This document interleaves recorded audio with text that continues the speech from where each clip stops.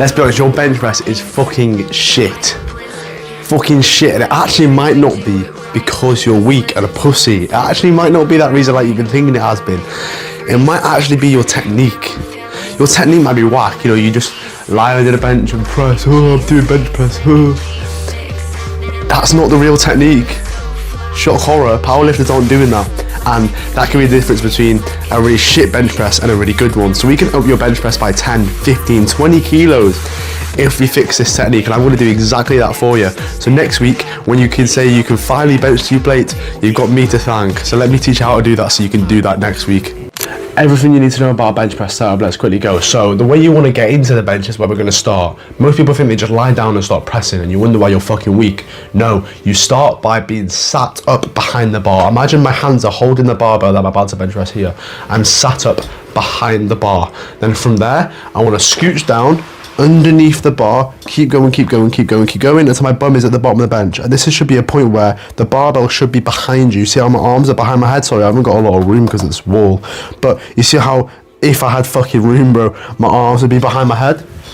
That's exactly where you want to be. Your feet and your bum at the bottom of the bench with a massive, massive arch. That is exactly where you want to be. And then from there, you're going to lift your bum up, keeping your feet still planted, and you're going to drive your traps into the bench as much as possible. So imagine arching your back as much as possible, sinking your traps into the bench, and having your arms still there.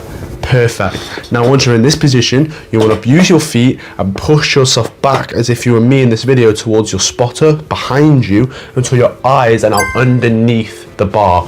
And now you should be in a position where your feet are at the bottom of the bench-ish, your bum is well high in the air, your traps are dug into the seat, and you're looking right below at the bar. Now from there, you're going to scoot your feet back as far as possible on your tiptoes, and that's going to allow you to use very, very good leg drive, which we'll get into in a minute. But just keep scooching your feet back, just little shuffles until you can get them as far back as they can go. What this is going to do, as you can see in this video, is make you very compact. You can see me, I'm very compact, and that allows me to be able to produce a lot of force. It's condensing all of my power so I can then exert it a lot more effectively. That's why you want to be so compact. And a tip here, you want to feel very, very hot.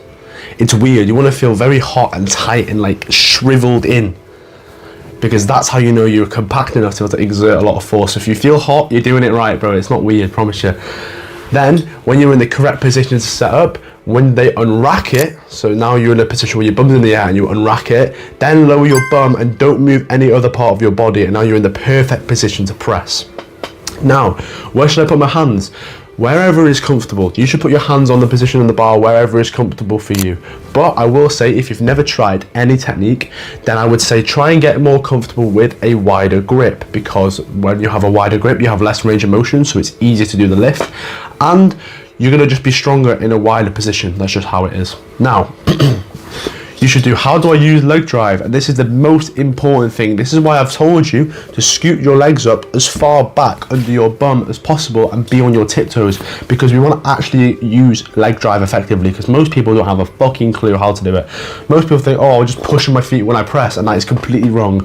You should be activating leg drive on the eccentric and the concentric part of the lift. Yes, both up and down, right? And what you do is you press your heels into the floor. So when you're on your tiptoes, you don't move your feet, but you just try and press your heels into the floor. And if you literally do it on the floor right now with me, you can see you're generating so much force. So that's what you want to do. You want to press your heels into the floor, and that's going to generate leg drive. So either on the way down, you're pressing in into the floor, and then when you press up, do it a little bit extra, so you know you're getting that power, and continue to press in when you're doing the rest of the lift as well. And you should feel your legs ache after a set. That's how you know you're doing it right. My legs ache after a set, your legs should ache after a set, right? So that's how you execute leg drive. Now all I want to tell you now is bar path and your arm position. So most people think they just bench however they want, because I think they apparently believe that bench press is exempt from all injuries. No, everyone tears their pec on bench press because their elbows are flared out. This allows your upper pec to be very, very vulnerable, and all of the weight is being put on this part of the joint and the muscle when you have your elbows flared. So just tuck them in a little bit. Just tuck them in a little bit, and even now you can see that that part gets so much stronger here compared to there. It's so much more relaxed. So when you do that, it's so much stronger, you're less likely to get injured. And the bar path is simple, just down and up. That's all I want you to focus on. If you want me to be perfect, you should put the bars in the strongest part of your palm, so this part here. So what you want to do is externally rotate your hands. Externally rotate your hands so they're in, hands. Sorry bro, I had a bit of a brain lag there. So they're in the strongest part of your palm, and then internally rotate your elbows, and that's where it should rest, in the strongest part of your palm. And 2, you want to come down and hit your nipples and back up. Think about when you're coming down, trying to hit your nipples, and also bringing your chest up to the bar as well, and then pressing as well. And that's all you need for a bench press. Now tomorrow, when you go and hit chest, you're not going to hit 60 kg for 2 reps because you're a weak pussy. You're actually going to get 70, 80 kg. This is going to boost a lot of strength and a lot of reps into your bench. I've already benched like 100 for 1 or 2 reps, and when I did this, I benched 100 for 4, which is on the video now, and it felt fucking insane, bro. I went up 2-3 reps in each of my sets. I got stronger in the pause position, the lockup position. I got more PRs. It's insane when you actually learn how to bench, because now your ego is going to go through the roof where you can finally lift a lot of weight. So you're welcome for that, bro. You can send me a thank you letter if you want.